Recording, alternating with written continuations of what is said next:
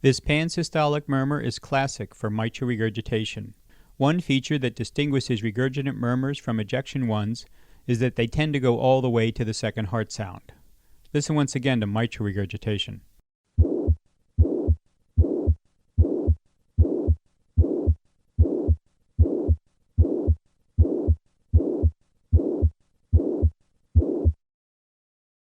A third heart sound may occur with mitral regurgitation and can be a sign of a large regurgitant volume or left ventricular dysfunction. I will start with normal heart sounds and then add the third heart sound and then the murmur.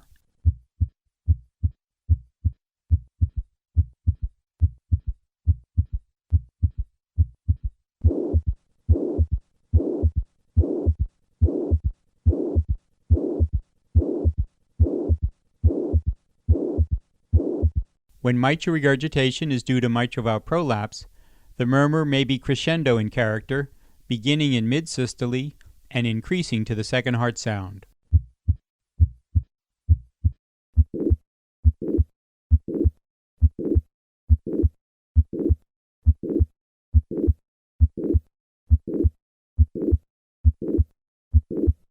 The murmur of mitral valve prolapse decreases with squatting. Listen to the change of this murmur with a squat maneuver. Standing.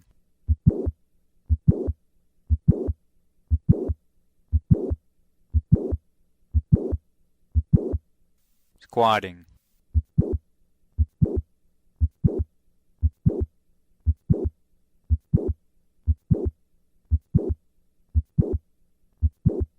Another variant of mitral regurgitation is the decrescendo murmur of acute mitral regurgitation. As the pressures in the left atrium and ventricle equalize towards the end of systole, the intensity of this murmur decreases.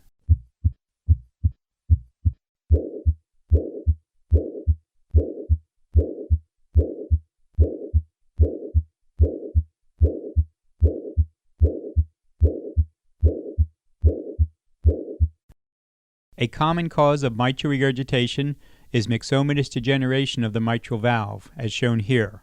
This disease can result in rupture of a chordae tendineae with acute mitral regurgitation.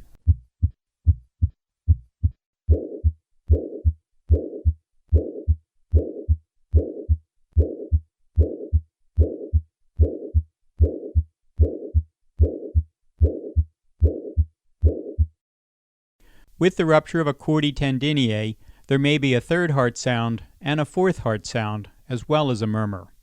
I will begin with normal heart sounds and then add the third sound, then the fourth, and finally the murmur.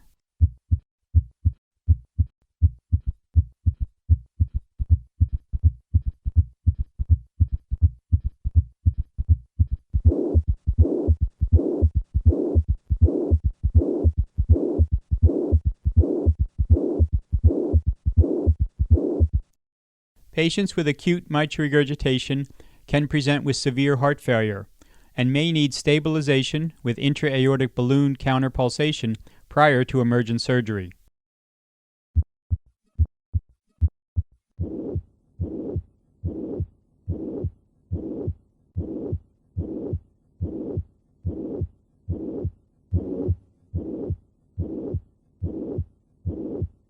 Recently, percutaneous mitral valve repair has become available for patients with suitable anatomy. Listen once again to a patient with both a third and a fourth heart sound and mitral regurgitation.